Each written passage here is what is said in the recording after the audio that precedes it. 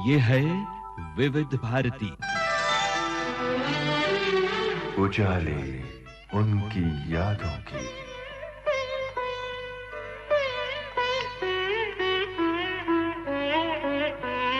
उजाले उनकी यादों की। श्रोताओं नमस्कार। उजाले उनकी यादों के इस कार्यक्रम में हर दिल अजीज हम सब के चहेते कलाकार किशोर कुमार की स्मृतियों के उजाले बांटेंगे। उनके गायक पुत्र अमित कुमार किशोरदा, जिनका नाम सुनते ही हम सब के चेहरों पर चमक सी आ जाती है और कई बार तो खिलखिला उठते हैं हम सब। साधु साधु, तो पंचरत्न नाटक मंडली के पंचरत्नों हम सब एक हैं। जी हाँ, हम सब के प्रिय कलाकार, क्या कहें, गायक, संगीतकार, निर्माता, निर्देशक, हम सब के चहेते जिंदा दिल किशोरदा, जो कभी झुमरू की तरह मस्ती में झूम उठते तो कभी 5 रुपया 12 आने के लिए भी लड़ पड़े। याद है ना आपको फिल्म हाफ टिकट में किशोरदा का वो अंदाज जिसने हम सभी को हंसा हंसा के लोटपोट कर दिया था। श्रोताओं, मुंबई की एक सुहानी सुबह और भी खुशनुमा हो गई जब विविध भारती के एक लंबे प्रयास के बाद किशोरदा की तरह ही खुशमिजाज उनके पुत्र अमित कुमार से बातचीत का सिलसिला शुरू होते ही किशोरदा की स्मृतियां महकने लगी। आइए सुनते हैं अमित कुमार से यूनुस खान की इस लंबी बड़ी ही दिलचस्प बातचीत की पहली कड़ी। विविध भारती के इस कार्यक्रम में बहुत स्वागत अमित जी आपका। नमस्कार यूनुस जी, नमस्कार। जाहिर है कि उजाले उनकी यादों के कार्यक्रम में हम बिल्कुल यादों के उजाले बिखेरेंगे और बिल्कुल शुरू से शुरू करते हैं। अपने बचपन के दिनों को याद कीजिए। बचपन में जुहू चर्च जहाँ पे है, अभी भी है, वहाँ पे सक्सेरिया कॉलोनी हुआ करता था। उन दिनों जुहू वाज ब्यूटीफुल। अभी भी अच्छा ही है, लेकिन अभी बहुत ज्यादा शोरगोल हो गया। उन दिनों इट वाज सक्सेरिया कॉलोनी में देयर यूज्ड टू बी 4 छोटे छोटे बंगलोज थे। एक में महान संगीतकार अनिल विश्वास जी रहते थे, एक में प्रोड्यूसर टीसी दीवान, एक बंगले में एक अमेरिकन फैमिली रहा करता था, और एक में पिताजी, मैं और मेरी मम्मी। तो मैं, आपने जैसा पूछा कि कैसे मैं पहली बार देखा अपने पिताजी को, मुझे कैसे पता चला कि हाँ यही मेरे पिताजी हैं।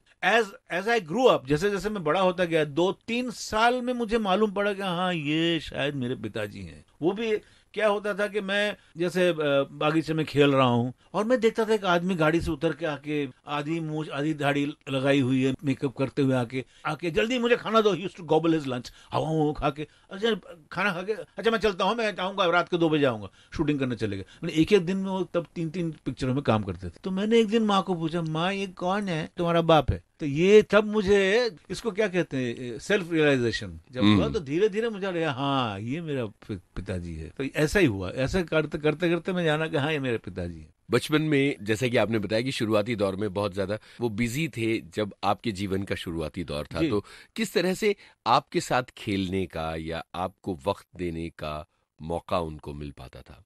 कुछ शुरुआती यादें बात। जी, उनके पास एक कैमरा हुआ करता था, 8 मिलीमीटर कैमरा। उनको शौक था फोटोग्राफी का, और वो कैमरा, बड़ा दुख होता है कि हमारे यहाँ से इट वाज चोरी भी हो गया था यहाँ से। तो उसमें वो शूट करते थे, मतलब खुद जब अभिनय करते थे या शूटिंग करते थे, बिहाइंड द कैमरा जिसे कहते हैं ना, आज जो होता है वो करते थे, सबको शूट करते थे, सब हीरोइंस को, आर्टिस्ट सबको, और खुद को भी करते थे, बात करते थे।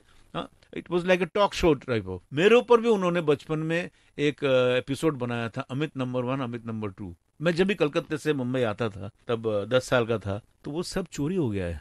मुझे बड़ा दुख रहेगा, मैं आज खुलासा कर रहा हूँ। तो ये शौक उनका था, ये 8 मिलीमीटर कैमरा लेके, और वो मुझे मेरा 4th बर्थडे में उन्होंने मुझे एक 16 मिलीमीटर प्रोजेक्टर प्रेजेंट किया था। अरे वाह! तो वो प्रोजेक्टर में हमने पहली बार 1954 में वो फिल्म, उनकी फिल्म रिलीज हुई थी, नौकरी, अगर आपको याद है। बिल्कुल, विमल रॉय की फिल्म सलीलदा का में छोटा सा घर होगा, वो गाना सुपर। वो फिल्म हमने 4th बर्थडे में वो फिल्म दिखाई गई, हम सब बैठ के देख रहे थे। उसके बाद उनके जितने एक्टेड फिल्म्स, बाप रे बाप किया उन्होंने, अपना हाथ जगन्नाथ, चलती का नाम गाड़ी, वो सब वही 16 में मैं बैठ के देखा करता था। मतलब कि मैंने कितने बार देखे, गोल्डन जुबली कर दिया मैंने। तो ये सब बचपन की यादें हैं। और क्या ये सब बात। सक्सेरिया कॉलोनी में। ये अमित नंबर 1, अमित नंबर 2 का क्या मामला था? अमित नंबर 1 में अच्छा उनका एक एडिटिंग टेबल भी था, हुआ छोटा सा हुआ करता था। उनका एक साथी थे, उनके दोस्त, बहुत अजीज दोस्त। वो कौन थे? महमूद? वो भी बहुत ही अच्छे, मतलब वो पाकिस्तान से आए थे और बहुत कैरेक्टर एक्टर थे और बहुत क्लोज थे पिताजी के। Actually he was more closer to my father's elder brother Ashok Kumar ji, पर धीरे धीरे वो मेरे पिताजी के दोस्त भी हो चुके थे। मैं जिक्र कर रहा हूँ इफ्तिखार, कैरेक्टर एक्टर इफ्तिखार और मेरे पिताजी बहुत क्लोज थे। इफ्तिखार जी बहुत अच्छा पेंटर थे। दूर गगन की छाव में का टाइटल में जो ये है प्लेस कार्ड्स जो भी है जी, वो उनका पेंट किया हुआ है पूरा। स्केचेस है, स्केचेस वो उन्होंने पेंट किए थे। तो ये अमित नंबर 1, अमित नंबर 2 में इफ्तिखार अंकल भी इनके पीछे थे। मतलब कि ऐसा उन लोग ऐसे करते थे, मतलब दे वर फॉन्ड ऑफ हॉलीवुड फिल्म्स। वो बहुत हॉलीवुड फिल्म्स देखते थे पिताजी, इफ्तिखार अंकल, दोनों मिलके। तो ऐसा लगता था मुझे कि उन लोग कोई पिक्चर बना रहे हैं। तो ये डायरेक्टर होने का जो एक ये था ना पिताजी में कि जुनून, ये इफ्तिखार जी ने बहुत ज्यादा हेल्प किया पिताजी को हमेशा। इनफैक्ट दूर गगन की छाव में भी उन्होंने असिस्ट भी किया, एक्टिंग भी किया, असिस्ट भी किया। अरे क्या बात है। तो ये अमित नंबर 1, अमित नंबर 2 में ये पूरा ये जो आप जहाँ बैठे हुए हैं गौरी कुंज अभी यहाँ पे उनके बंगलों पे, यहाँ पे पूरा शूट किया गया था। उस वक्त बंगला अलग टाइप का था, क्योंकि उनका और एक आदत थी सब तोड़ फोड़ करना पिताजी का। मतलब आज कुछ ऐसा है, ये आप देख रहे हो यहाँ पे बेडरूम में ऐसा रखा हुआ है, 2 दिन के बाद आगे तो चेंज हो गया वहाँ पे। तो हम बोलते बाबा तुमने ऐसा क्यों चेंज किया? यहाँ पे ये फर्नीचर इतना अच्छा था, यहाँ से क्यों उठाया? अरे रविंद्रनाथ टैगोर करते थे, मैं भी कर सकता हूँ, अब ये क्या बोलोगे इसमें? तो मैंने कहीं पढ़ा भी, एक्चुअली टैगोर हैड दैट, ये वो भी कभी मतलब कि यहाँ से एक टेबल हटा के उधर रख देते करते, वो पिताजी को पसंद था। अच्छा, तो जीनियस ऐसे ही होते हैं ना। क्या बात है। कुछ और बातें निकल कर आई, जैसे एक तो ये अमित नंबर 1, अमित नंबर 2 तो आया, लेकिन बीच में एक जो बात आपकी थी कि हॉलीवुड की फिल्में किशोरदा को बहुत पसंद थी। इससे पहले विविध भारती के लिए बातचीत करने के लिए जब हम बैठे थे जी, तो रिहर्सल रूम में बैठे थे किशोरदा के। हाँ जी, और वहाँ बहुत सारे हॉरर मूवीज के VHS पड़े हुए थे। जी, ये एक किस्सा जरा बताइए। ये भी उनका एक हॉबी था। ये बचपन से ये बेला लुगोसी, फिर क्रिस्टोफर ली, ये सब एक्टर्स के हॉरर फिल्म्स देखने का। फ्रैंकेनस्टाइन, फिर बड़ा about look Castelo meets Frankenstein, comedy films also with horror. ये हिचकॉक के फिल्म्स, एल्फ्रेड हिचकॉक, वो पूरी सीरीज देखी। हिचकॉक के हर फिल्म, साइको उन्होंने रीगल सिनेमा में, मुझे याद है बॉम्बे में उन दिनों उन्होंने कुछ 25-30 बार देख दिया था उन्होंने फिल्म साइको। क्या बात है। मतलब ऐसे थे, he was very fond of films. वो क्या बोलते थे कि देखो हमसे ये सब होगा नहीं, इनके फिल्में देखो सीखो। तो वो उनका बड़ा ये था, और वो he wanted to be a director. Regal Cinema में उन दिनों मैं और पिताजी, मैं जब भी कलकत्ते से आता था तो मेरे को देख के हम लोग गाड़ी लेके हम क्या करते थे, वीकेंड्स में 12 बजे का एक शो देख लिया मेट्रो सिनेमा में, एक पिक्चर 3 बजे का शो देख लिया रीगल में एक पिक्चर, और एक न्यू एम्पायर में पिक्चर, 3 पिक्चर देख के फिर रीगल सिनेमा में उस वक्त पैरामाउंट पिक्चर्स हुआ करता था, जहां से ये 16 मिलीमीटर्स के सब all old Hollywood classics rent पे मिलता था। तो वो घर पे लेके आते थे और वहां पे हम बैठ के देखते थे। तो मेरा ये बड़ा अच्छा तजुर्बा रहा, क्योंकि ये मैं अपने पेरेंट्स को मैं बहुत ये देता हूँ, दाद देता हूँ कि उन्होंने मुझे अच्छे अच्छे फिल्म्स दिखाए। मतलब कि हिंदी फिल्म भी दिखाते थे, महबूब खान साहब की फिल्म मदर इंडिया, फिर बिमल रॉय की फिल्म्स 2 बीघा जमीन। हाँ, वो हमेशा बोलते थे कि अच्छी फिल्म्स देखा करो, अच्छे शास्त्रीय संगीत। मुझे याद है वो फैयाज खान साहब का गाना उनका बड़ा फेवरेट था। फैयाज खान साहब तो ये सुना है तो मैं रोना शुरू कर दिया, मैं इतना घबरा गया। हाँ, तो मेरी माता जी ने कहा बंद करो ना, बंद करो, डर लग रहा है। पर नहीं, फैयाज खान सुना उसको अभी से। तो ये पिताजी इस टाइप के थे। अरे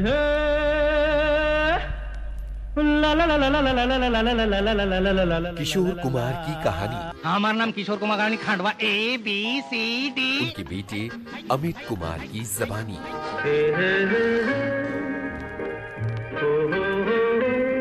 उजाले उनकी यादों के। तो coming back to Amit number 1, Amit number 2, right. तो वहां पे जो भी हॉलीवुड के जो भी फिल्म्स थे हम लेके आते थे रेंट पे।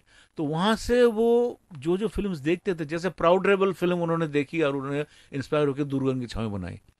दूर का राही एक शेन नाम का एक फिल्म था, film Shane, Alan Ladd hero थे, वहां से प्रभावित हुए, दूर का राही को नाइस किया। और ऐसे भी वो इंसाइक्लोपीडिया ही थे, क्योंकि मुझे याद है मशहूर डायरेक्टर सत्यजीत रे, जो कि मेरे पिताजी के, मेरे माँ की तरफ से मेरे दादू होते हैं, उन्होंने हेल्प किया था। उन्होंने हेल्प नहीं किया था, पिताजी ने उनको हेल्प किया था। पिताजी ने पथेर पांचाली में 5,000 रुपया दिया था उन्होंने। उन दिनों he was short of 5,000 rupees, तो कंप्लीट नहीं कर पा रहे थे, तो पिताजी ने दिया था। तो बाद में वो बोलते थे कि मैं भी इस फिल्म का हिस्सा हूँ, प्राउडली कहते थे। तो वही 8 मिलीमीटर कैमरा लेके पथेर पांचाली की शूटिंग चल रही थी कलकत्ते में, वहां पे जाकर उन्होंने शूट किया था बिहाइंड द कैमरा पूरा। किशोर कुमार डायरेक्टिंग, सत्यजीत रे। गजब। तो ये सब उनका शौक था। क्या बात है। यहाँ एक गाना सुन लिया जाए, फिर आगे की बातें करते हैं। बिल्कुल, बताइए कौन सा गाना होना चाहिए। देखिए, जब हम बात कर रहे हैं पिताजी के और ये एकदम के पुराने दिनों के, तो वो गाना जो मेरे ख्याल से बहुत ही खूबसूरत सा कंपोजिशन है और शैलेंद्र साहब ने लिखा था।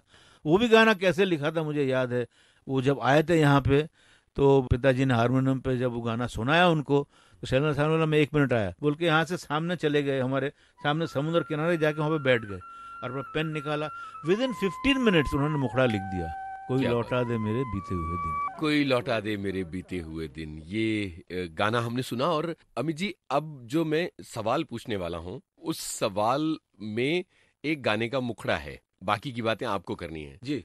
मैं एक पंछी अलबेला रे, मैं एक पंछी मतवाला रे। वो पहली बार जब मैंने ये जो माइक पे मैं बात कर रहा हूँ, मुझे मालूम ही नहीं था माइक क्या है। ये पूरा बताइए, कहाँ से शुरू हुआ था ये मामला और कैसे किशोरदा आपको लेके गए। मुझे पिताजी ने पहली बार फिल्म दूर का राही में ये गाना मेरे ऊपर पिक्चराइज किया था। वो भी इसी बंगलो पे किया था। ये आम का झाड़ पीछे है अपने यहाँ पे, वहां पे मुझे उस पर बैठा के पगड़ी पहना के पूरा गाना पिक्चराइज किया उन्होंने, मैं एक पंछी मतवाला रे। और उसके बाद मूवी वाला पे उन्होंने देखा एडिटिंग टेबल पे, तो उनको पसंद नहीं आया था, मतलब काट के फेंक दिया। तो गाना पिक्चर में है ही नहीं। तो ऐसा नहीं कि मैं अच्छा गाया था, तो उस वक्त मेरा नाम अमित कुमार नहीं था, I was Amit Ganguly. Credits में अमित गंगोली आता है, अभी भी है। तो वो मेरा पहली बार उन्होंने मुझे माइक बोला, ये माइक है अब गा। मुझे मालूम नहीं था माइक क्या है। मैं तब 13 साल का था और मैंने काम भी किया था दूर का राही में। और ये गाना उन्होंने लिखा भी था, मैं एक पंछी मतवाला रे, मतवाला और निराला रे, मेरा इस दुनिया के बाग में आना जाना रे। उनके जो लिखते थे ये कमाल है, मतलब कि एकदम खुद ट्यून भी बना लेते थे, लिख भी लेते थे। ये बहुत rare he was a rare specimen. क्या बात है। बात दूर का राही की हो रही है और यहाँ के बातचीत में 2 चीजें निकल कर आई थी। एक तो ये है कि आपने कई बार बोला कि मैं जब कोलकाता से मुंबई आता था, तो हमारे सुनने वालों को ये बताइए कि बहुत बचपन में आप कोलकाता रहने चले गए थे और वो कैसे दिन थे कोलकाता के। जी, बचपन में कलकत्ता मम्मी के साथ जब उन लोग अलग हो गए, सेपरेशन हो गया, तो हम कलकत्ता चले गए और मम्मी ने वहाँ पे काम करना शुरू किया बंगाली फिल्म्स में। तो मैं तब वो स्कूल में पढ़ता था मिस हिगिंस, जहाँ पे मैं और सत्यजीत रे के बेटे संदीप, वो मेरा मामा होता है, तो दोनों पढ़ते थे। हम दोनों छोटे छोटे थे, मिस हिगिंस में पढ़ते थे। तो उन दिनों में ये बॉम्बे बड़ा मिस करता था मैं, खासकर बाबा को। जब भी ये स्कूल की छुट्टी होती थी, गर्मी या दुर्गा पूजा की छुट्टी या विंटर हॉलीडेज, मैं बॉम्बे एकदम से वहां से। और बॉम्बे आके अगर मुझे 1 महीना रहना था तो मैं 1.5 महीना रहता था जी। और उसी वक्त बाबा दुर्गा की छाव में शुरू कर दिया, माँ को बताए बिना। और मुझे बोलते थे माँ को मत बोलना। अब माँ चाहते थे कि मैं बहुत बड़ा प्रोफेसर बनूं, पढ़ाई लिखाई में ध्यान दूं एकदम, जो कि मैंने जिंदगी में किया ही नहीं, कुछ नहीं किया, गाना बजाना ये करते करते। और जब भी वहाँ फोन करती थी बाबा को, तुम्हारा लड़का तो कुछ नहीं कर रहा है, सिर्फ तुम्हारे गाने गाता फिरता है गली गली में, तो बाबा बोलते थे वेरी गुड वेरी गुड। तो ठीक है, अभी है ही नहीं दिमाग में, तो बाबा बोलते उसके दिमाग में भूसा है तो क्या करोगे, वो गाना गाना दो ना, अच्छा है ना, उसको सिखाओ। क्लासिकल भी मैंने सीखा, वो मैं बाद में बताता हूँ। बिल्कुल। लेकिन ये तो जरूर सच कहूंगा कि कलकत्ता से जब बॉम्बे आता था मैं, तो मुझे कलकत्ता वापस जाने को एकदम मन नहीं करता था। और मैं पिताजी को मतलब कि एवरी 24 घंटे में 20 घंटा उनके साथ रहता था, वो मुझे छोड़ते नहीं थे। हम एक साथ सोते थे बेडरूम में। और मुझे याद है, बड़ा इमोशनल सा चीज है नेचुरली, जिस दिन मैं जाता था छोड़ के उनको, सवेरे अर्ली मॉर्निंग फ्लाइट, 6 बजे की फ्लाइट, उन दिनों वाइकाउंट हुआ करता था, 4 घंटा लगता था बॉम्बे टू कैलकाटा वाया नागपुर। तो सवेरे अगर उठना पड़ता था 4 बजे, तो पिताजी की आंखों में आंसू, अभी वो दिखाएंगे नहीं कि वो रो रहे हैं, तो जैसे कोई लाइट जलाना है, लाइट मत जलाओ, फिर मुझे ऐसा प्यार करके जाओ फोन करना मुझे, तो ये मैं देखता था, ही यूज्ड टू ट्राई। ये सब मुझे याद आते हैं। बाद के दिनों में कोलकाता में आपने गाना शुरू कर दिया था। और एक घटना वो जरूर मैं जानना चाहूंगा जब विंग्स में से पिताजी ने आपको पहली बार सुना था। हाँ, आप बात कर रहे हो 70s की बात कर रहे हो। हम्म 70s में जब पिताजी को कहते हैं ना कि आराधना से ही मेरा comeback as a full fledged playback singer, 69 में आराधना रिलीज हुई थी, बाउंस बैक, तब मैं गली गली में गाना गाता था कलकत्ते में। 500 रुपए, 1000 रुपए, 2000 रुपए जो मिलते थे गा के हम लोग वही पार्क स्ट्रीट में जाके खाना वाना खा के उड़ा देते थे। तो और पिताजी के गाने गाना पड़ता था। हाँ, क्या तो अपना खुद का तो पहचान ही नहीं कुछ उस वक्त। वैसे मेरा पहला शो जब मैंने कलकत्ता में शुरू किया वो था 1972 में। मैं पिताजी के साथ फॉरेन टूर करके वापस आया, कलकत्ता गया, और मतलब वो मेरा पहला फॉरेन टूर था पिताजी के साथ। हम पहले तो नायरोबी गए, युगांडा, नायरोबी, यहाँ जाके अफ्रीका, फिर वहां से गए लंदन, लंदन से अमेरिका। तो वो मेरा पहली मर्तबा, मैं 21 साल का था, तो एकदम यंग, और बजाता था मैं, गाना भी गाता था, 1-2 डुएट्स गाते थे पिताजी के साथ। वो मुझे इंट्रोड्यूस करते थे कि ये मेरा लड़का है, थोड़ा बहुत गा लेता है, सुनिए इसको कैसा गाता है। तो ऐसा करते करते एक कॉन्फिडेंस बढ़ गया। फिर मैं जैसे कलकत्ता लौटा तो मैंने अपना खुद के शोज शुरू किया। तो मुझे एक ऑर्गेनाइजर मिल गया वहाँ पे, जो कि आज नहीं है, गौतम मुखर्जी नाम था उनका। उन्होंने एक बंगला पिक्चर बनाया था त्रोई करके, जिसमें आर डी बर्मन का म्यूजिक था। That was much later on. He took the advantage. वो एडवांटेज जो है, मतलब वो सचमुच ये हो गया, मतलब कि सुपर हिट लगे। उसने बोला कि किशोर कुमार का लड़का है, इसका फायदा भी उठाओ। अब मुझे 2 शो उन्होंने किया रविंद्र सदन में, दोनों शोज में हाउसफुल हो गया और कांच वांच टूट गया पूरा। उन्होंने पेपर में दिया किशोर कुमार सन अमित कुमार, बस उसी से हाउसफुल। तो ये पूरा एक ये हो गया, क्या बोलते हैं, पब्लिसिटी, सनसनी हो गई पूरा एकदम। तो ऐसे करते करते कॉन्फिडेंस बढ़ गया। फिर मुझे ये शो के दरमियान मुझे उत्तम कुमार, वहाँ के मैटिनी आइडल, उनके वहां पे मैं दुर्गा पूजा में शो किया। उन्होंने मुझे ये किया, आमंत्रित किया। वो थे नहीं, लेकिन उन्होंने बोले मेरे यहाँ पे गाना गाओ, तो वहां भी और कॉन्फिडेंस बढ़ गया। तो ये वही दौर था जब मेरी मम्मी ने पिताजी से फोन किया कि ये तो पढ़ाई लिखाई में कुछ ध्यान दे ही नहीं रहा है, वो इधर उधर गाना गाता फिरता है और इस शोज कर रहा है। तो पिता बोला अच्छी बात है ना, तुमको क्यों ये हो रहा है, वो तो गाना गा रहा है तो अच्छी बात, कमा रहा है। बोले क्या कमा रहा है वो, मेरे को एकदम पसंद नहीं है ये सब। ये तो उनमें काफी ये अनबन हुए। बोले ठीक है एक काम करो, अभी जब कोई शो होगा उसका तो मुझे जरूर बुलाना, मैं आके देखूंगा। तो वो वाकई एक शो हुआ वहां पे। कहाँ पर हो रहा था वो रविंद्र सदन में था कलकत्ता में। बैंक का शो था, मुझे इतना याद है, बैंक ऑफ इंडिया या कुछ शो का शो था, प्राइवेट शो था। तो मम्मी ने बोला ठीक है, फोन किया पिताजी को कि हाँ अमित का शो है, बोला मैं आता हूँ। और ये आपको कुछ पता नहीं है? नहीं, मुझे मालूम था, मुझे मालूम था कि हाँ पिताजी आएंगे। और वो आए थे, वो ग्रैंड होटल में ठहरे वहाँ पे। हाँ, फिर अभी पहली बार सोलो शो मैं गा रहा हूँ, तो मैंने बोला तुम्हारे लिए मैंने सामने अरेंजमेंट करके रखा है, सामने सीट में बैठोगे तुम, गाना सुनोगे। तो उन्होंने बोला वो गलती मत करना। मुझे बोला क्यों? बोला अगर मैं सामने बैठ के सुनूंगा तो तेरा गाना कोई नहीं सुनेगा, सब मुझे देखेगा। बोला हाँ ये पॉइंट तो करेक्ट बोला उन्होंने।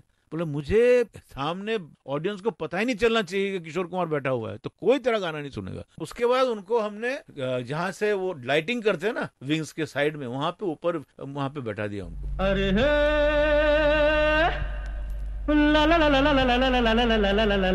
किशोर कुमार की कहानी। हमारा नाम किशोर कुमार कहानी खांडवा ABCD। उनके बेटे अमित कुमार की जबानी।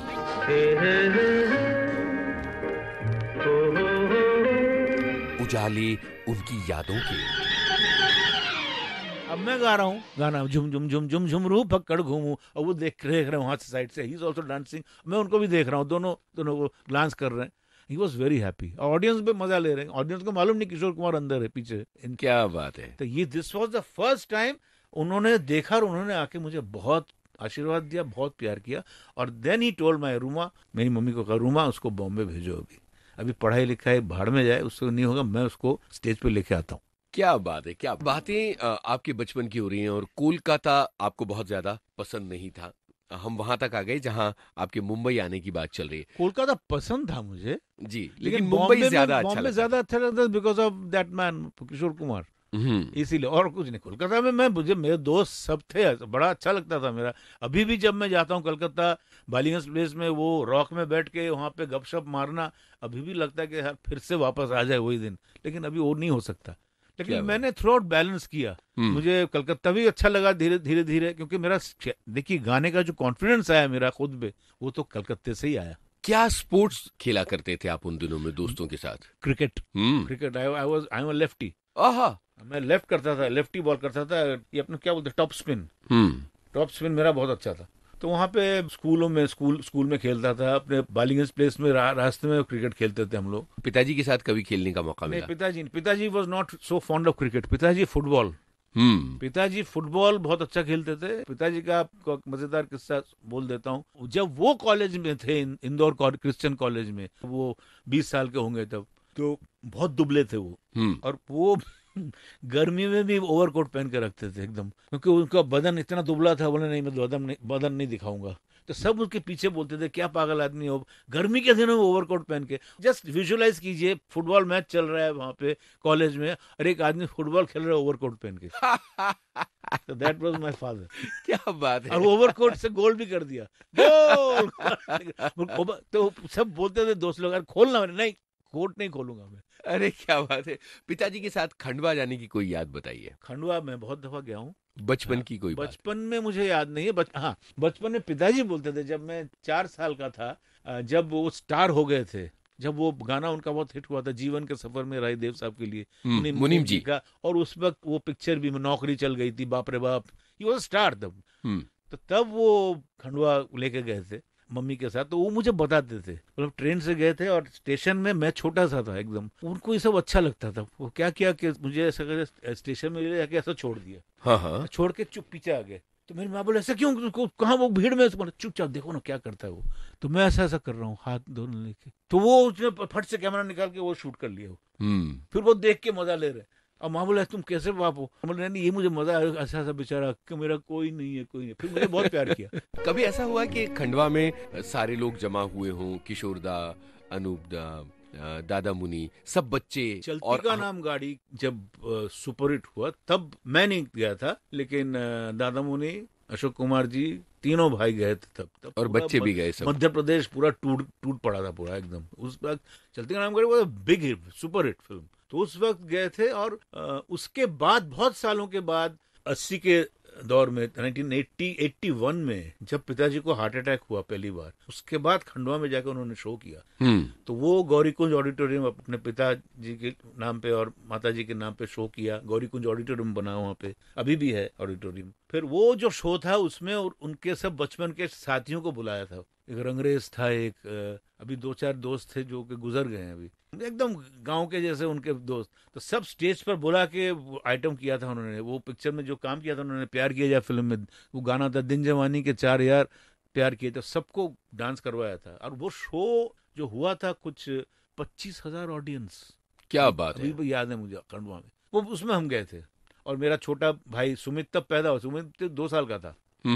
तो ये एक एक्सपीरियंस रहा खंडवा को वो बहुत प्यार करते थे। खंडवा वाज लाइक, क्या कहूँ मैं, his first love was Khandwa. वो हमेशा बोलते थे कि मुझे अगर जिंदगी में कुछ कहीं भी हो जाए तो मुझे खंडवा ले जाए वहाँ पे। और वही हुआ, अंत में उन्हें खंडवा ही लेके गए हम। आज वहाँ पे उनका बहुत अच्छा स्मारक बना हुआ है, गवर्नमेंट ने बनाया है। तो अभी मैं काफी सालों से खंडवा गया नहीं हूँ, बट शायद अगले साल जाऊंगा। जी, यहाँ एक गाने की जगह बनती है, तो बताइए कौन सा गाना होगा? देखिए, बचपन से पिताजी का एक आदत रह चुका था कि ही वॉज ऑब्जर्व करते थे सबको, जिसको कहते हैं इमिटेट करना। सबको एकदम हूबहू, आपको देखेंगे 1 मिनट में आपका नकल उतार लेंगे एकदम से। केन सिंह साहब का नकल बहुत अच्छा करते थे, केन सिंह एक्टर।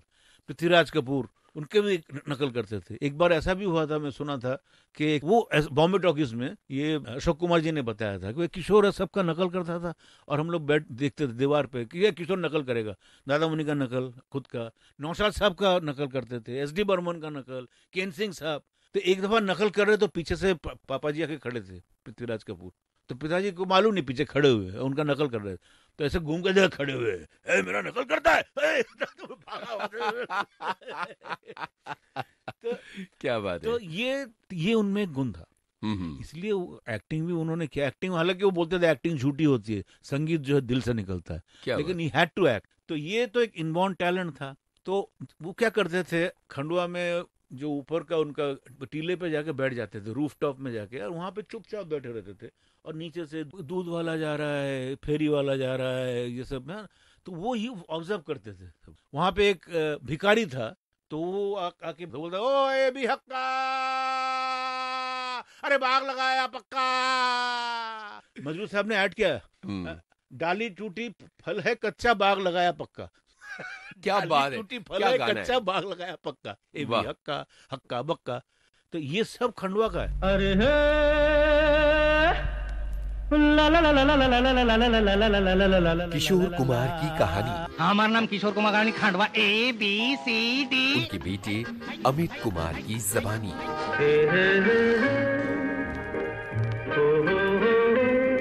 उजाले उनकी यादों के। एक दफा वो बैठे हुए थे, उन दिनों स्क्रिप्ट चल रहा था, किसका, चलती का नाम गाड़ी स्क्रिप्टिंग, और वो वाकई सत्यन बोस और सबको लेके खंडवा चले गए थे। एक बार ऐसा भी हुआ था, यहाँ पे बैठो मेरे साथ बैठ के लिखो खंडवा। तो खंडवा में जाके आना जाना होता था सब जी। तो ऊपर जाके वो बैठ गए टीले पे। शुरू में एक गाना था तीनों भाइयों का, वहां से वो बोला कैसे गाना कैसे करे, तो वहां पे उन्होंने देखा एक बंगाली धोती पहन के रास्ता क्रॉस कर रहा है, क्रॉस करने वाला है, बुढ़ा एक छतरी लेके, तो सामने एक भैंस जा रहा था, भैंस धीरे धीरे जा रहा, और वो सरो हटो बंगले बाजू हट हट, अरे हटना बाजू बाजू बाजू, अरे हटना बाजू बाजू। तो उनको वो बाजू ऐसा बाजू बाजू गाना बन गया। अरे बाबू गजब। समझो इशारे। तो वो जो बंगाली को देखा, वो बुढ़े को हट हट, अरे बाजू बाजू, अभी भैंस थोड़ी बाजू हटेगा। भैंस पूरा घूम घूम के देख रहा है कौन बाजू बाजू कर रहा है। उससे बोला जाके मजरू सुल्तानपुरी को फोन लगाओ, फोन लगा, मजरू साहब बाजू, फैंटास्टिक है, इसको क्या बोलोगे आप। बिल्कुल, ये ऑब्जर्वर ये सब करते थे वो। अद्भुत है ये। चलती का नाम गाड़ी वाली गाड़ी गौरीकुंज में सुरक्षित है? नहीं जी, वो बहुत पहले वो माचिस बन चुकी है। वो यहाँ से हम, बिकॉज हम ठीक से रख नहीं पाए, it was going out of ये। जी जी। वो उस वक्त अगर हम करते, कुछ बाबा जब जिंदा थे तभी भी ये यार्ड में वो गाड़ी रहती थी, लेकिन वो गाड़ी तो एक हिस्ट्री गाड़ी थी। वो पिताजी से पहले मेरे दादाजी वहां से लेके आते थे। जब दादा मुनि अशोक कुमार जी बचपन में वो गाड़ी से खंडवा टू बॉम्बे आते थे, ओ उनके टाइम में। तो वो अब सोचिए ये फिल्म बनी कैसे थी? ये फिल्म चलती Ka Naam Gaadi was totally Kishore Kumar, director was Satyen Bose, music director was SD Burman, everything, बाबा was the producer, but he was all in all. इसमें किसी का ये नहीं था। शुरू कैसे हुआ इसका विचार, कहाँ से क्या हुआ था? पिताजी चाहते थे कि एक फिल्म बननी चाहिए जिसमें तीनों भाई काम करे और ये रह जाए। तो वो मार्क्स ब्रदर्स हॉलीवुड के जो थीम थे, ग्राउचो मार्क्स, वो फिल्म देख के, वो देखते थे ना, चैपलिन देखते थे, चैपलिन की films, laurel Hardy, Abbott and Costello, Danny के, वो तो उनके आदर्श थे डैनी के। तो मार्क्स ब्रदर्स के फिल्म देख के वहां से उनको आइडिया आया कि सूझी कि हाँ चलो एक कुछ ऐसा होना चाहिए पिक्चर जिसमें तीनों भाई एक हो। तो अब तीनों को एक करना, वो सत्यन बोस जी ने इंटरव्यू में कहा था कि मैं जब तीनों को आए तो मैं पिक्चर जब बनी तो मैं खुद ही पागल हो गया। मैंने वो पिक्चर बनाते वक्त मैं खुद पागल हो गया। मैं खुद को पूछा था मेरा नाम क्या है, हाँ मैं सत्यन बोस हूँ, मतलब ऐसा हो गया था। बोले जो चेंजेस होते थे जी सेट पे, और सब किशोर आके जो ये सीन है सब चेंज कर देता था। मतलब he was all in all, he used to change. एसडी बर्मन बोल रहा किशोर আমার মাথা চলছে না, বলে আমি কোনি চালাচ্ছি, मेरा दिमाग नहीं चल, मतलब अभी चलाता हूँ मैं, चलो। तो ये ऐसा था। तो इस तरह से एक क्योस के बीच में एक ऐसी कल्ट फिल्म निकल के आई जो भारतीय सिनेमा की एक बड़ी यादगार फिल्म बन गई। वो जो पिक्चर चली, वो पिक्चर इतनी चली, मतलब कि किसी को भी ये नहीं थी फिल्म चलेगी। लेकिन उस टाइम बाबा का नाम भी बहुत था एज एन एक्टर। उनके पहले भी न्यू दिल्ली, फिर आशा, ये सब फिल्म सुपर हिट हुए थे, शरारत। उसके बाद चलती का नाम गाड़ी आया तो एकदम बम और भी सुपर हिट हो गया। तो अभी हो तो गया सुपर हिट। अभी जब सुपर हिट हो गया तो अभी सबने कहा कि सेक्रेटरी और सबने CAs ने कहा कि आप ऐसा पिक्चर बनाइए जिसमें खर्चा दिखाना है, मतलब कि लॉस दिखाना है। तो बाबा बोलते क्या फ्लॉप पिक्चर बनाऊंगा? हाँ ऐसा ही कुछ बंडल पिक्चर, फ्लॉप पिक्चर बनाते। तो उन्होंने एक बंगला पिक्चर बनाते। तो वो फिल्म किशोर फिल्म्स का बैनर फर्स्ट टाइम एस्टेब्लिश हुआ, Kishore films. Chalti Ka Naam Gaadi was KS films, Kishore Sharma ji was my father's secretary, तो उनके नाम से किया था किशोर शर्मा फिल्म्स। तो ऐसा हुआ कि फिर वो किशोर फिल्म्स का बैनर बनाया और उन्होंने बोला चलो एक फ्लॉप पिक्चर बनाते। तो बंगला पिक्चर बनाया उन्होंने, लुको चोरी, छुपा छुपी हिंदी में, बंगला में लुको चोरी, जिसमें उन्होंने डबल रोल किया। हेमंत कुमार को म्यूजिक डायरेक्टर, कमल मजुमदार उनके पुराने साथी न्यू थिएटर्स के डायरेक्टर, और ये फिल्म माला सिन्हा थी उसमें, अनीता गुहा, उसमें एक रविंद्र संगीत था जो मेरी माँ और बाबा ने गाया था। 2 गाने गाए थे डुएट माँ के साथ पिताजी का। तो कॉमेडी अगेन, वो पिक्चर ऐसी चली, उल्टा ही हो गया, मतलब एक्चुअली दैट बीट चलती का नाम गाड़ी इतना ही उसमें वो गाना जो है ना, सिंह नहीं तो वो नामतार सिंह हो, डिम नहीं तो वो और शो डिम्बो, सुपर हिट। आप गुनगुनाएंगे? सिंह नहीं तो नामतार सिंह हो, डिम नहीं तो वो अशो डिम्बो, गाए लगे छगा भवे छगा हम्बा हम्बा बुम चिक। लुको चोरी का ये बांग्ला फिल्म किशोरदा ने इसलिए बनाई थी ताकि वो अपना घाटा दिखा सकें, लेकिन इस फिल्म ने इतनी कमाई की कि आगे चलकर इसी फिल्म की कमाई से गौरी कुंज वाली जमीन खरीदी गई। तो अमित दा, आगे की कहानी अब सुनी जाएगी, क्योंकि आज के लिए हमारा वक्त यहीं पर खत्म हो रहा है। बातें शुरू होंगी कैसे बना था गौरी कुंज, और इसके साथ साथ बातें होंगी किशोरदा की शरारतों की, उनकी मस्ती की, और कैसे खेल खेल में बनते थे उनके गाने। श्रोताओं, इस कार्यक्रम में हर दिल अजीज हम सब के चहेते किशोरदा को याद करते हुए उनकी स्मृतियों के उजाले बांट रहे हैं किशोरदा के गायक पुत्र अमित कुमार। आपसे बातचीत की है यूनुस खान ने। आज आपने इस बातचीत की पहली कड़ी सुनी। आपको बता दें, इस कार्यक्रम में तकनीकी सहयोगी दिवाकर द्विवेदी और वंदना ठाकुर। विविध भारती की ओर से इस कार्यक्रम की प्रस्तुतकर्ता मनीषा जैन। उजाले उनकी यादों के।